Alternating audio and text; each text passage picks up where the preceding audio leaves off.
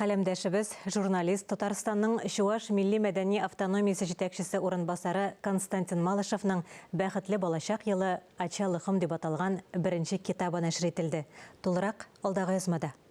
Күрше Чувашстан Республикасында узып киткән ел бәхетле балачак елы дип игълан ителгән иде. 1 февральдә Чувашстан Республикасы башлыгы Олег Николаев узган елга йомгак ясап парламентка юллама белән чыкты. Татарстанда яшәүче чуашлар тарихи ватаннары белән һәр даим кызыксынып, әнә шулай онлайн кушылып башлык юлламасын тыңлый.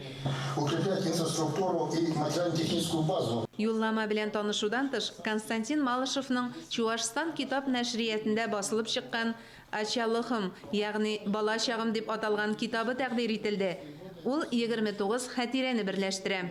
Үзем турында язырга ничектер инде авыр да, җиңел де, иске нәрсә калган шуны язган инде мин анда. Пандемия вакытында иләрдә битләделәр бит кешеләрне. Мин дә иде эшсез утырмыйм дидем үземгә. Китап тәкъдир итү кичәсендә авторны иң әүвәл балалар котлады. Bir siri Ачалыхым кенеге тухны апа. Хәтер йомгагын сүтә башласа, һәркем язучы, китап итеп язарга теләк кенә кирәк. Читаешь рассказы. Әлеге китап беренче генә булса да кызыклы һәм мавыктыргыч дип саныйм. Аны укучылар үз балачагын искә алыр, чагыштырыр.